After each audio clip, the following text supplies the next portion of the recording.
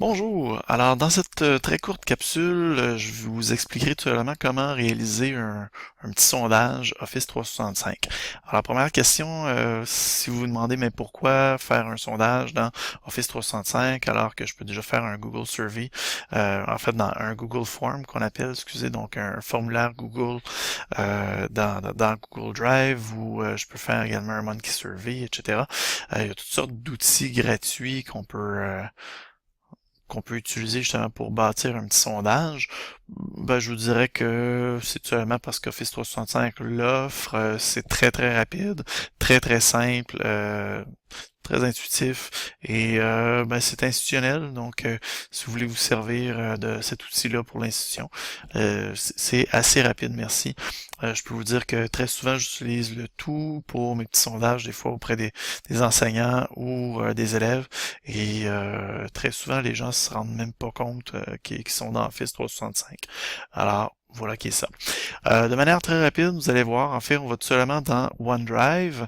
Lorsque vous êtes rendu dans votre OneDrive, ne sélectionnez pas un dossier, vous ne verrez plus nouveau. Donc, soyez certain que ce soit désélectionné pour pouvoir voir votre option nouveau avec un plus. Alors, on clique sur nouveau et on vient tout simplement dans le bas, cliquer sur enquête Excel. Alors, on l'intitule exemple démonstration. Voilà. Donc, ceci étant fait, on crée le tout. Ça se crée automatiquement dans OneDrive. Alors, mon sondage est déjà sauvegardé. C'est déjà clair. Automatiquement, en fait, il se crée deux fichiers dans mon OneDrive, à savoir mon fichier de ce que je vais bâtir ici et mon fichier de ce que vous voyez en arrière-plan, c'est-à-dire mon tabulateur. Mon tabulateur, lui, va se bâtir au fur et à mesure. Donc, lorsque je vais avoir terminé de bâtir mon enquête, mon tabulateur va tout se former automatiquement et dès qu'il va avoir des entrées, tout va rentrer déjà en tabulateur. Euh, tout va se compiler automatiquement. Alors, voilà. Donc, on commence aussi simple que ça puisse paraître, à savoir démonstration, titre, démo, sous-titre, et après ça, on peut venir ici. Parfait, veuillez entrer votre première question ici.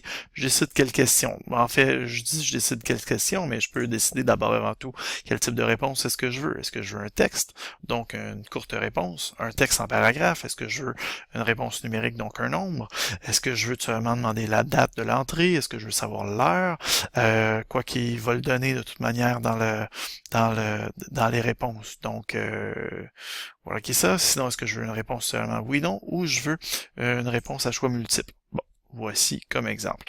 Par la suite, donc, sous-titre de la question, c'est lectionner la réponse qui vous rend heureux. Voilà.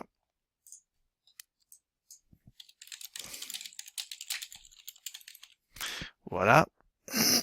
Est-ce que je veux la rendre obligatoire? Donc, est-ce qu'elle est nécessaire ou non? Est-ce que je veux mettre une réponse par défaut qui apparaîtra par défaut?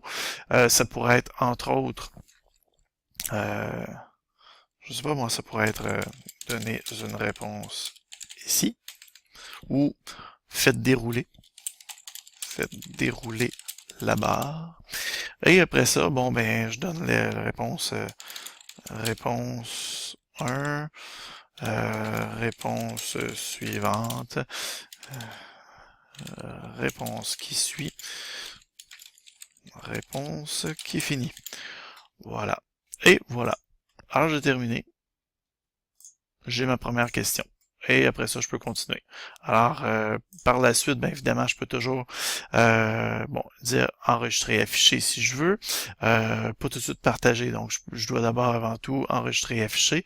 Question que par la suite, je puisse revenir si je souhaite la modifier.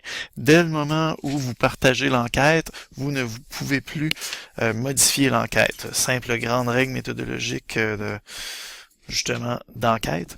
Mais donc, à partir du moment que vous avez une seule unique personne qui a commencé à répondre au sondage, vous ne pouvez plus rien modifier.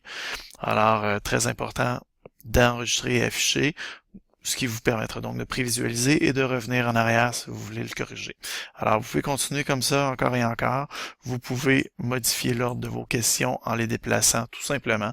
Vous pouvez revenir tout simplement donc à votre question pour dire celle-là, ça va être un nombre. Quel genre? Est-ce que c'est un pourcentage?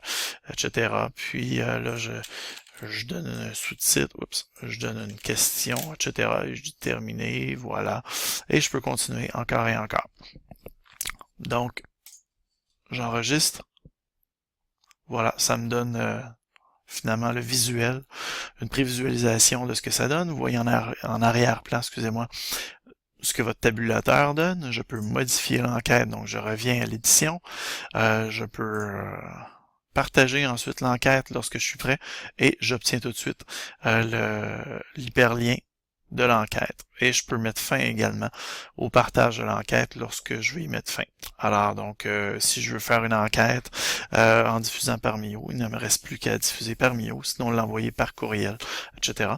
Et c'est aussi simple que ça. Et il ne vous reste plus aussi qu'à vous croiser les bras et attendre les réponses qui rentreront rapidement. Je vous le souhaite. Alors, si vous avez des questions, n'hésitez pas, par Mio, par courriel david.laplanta@cégeps-sherbrooke.qc.ca ou par téléphone, poste 5292. Merci, bonne journée.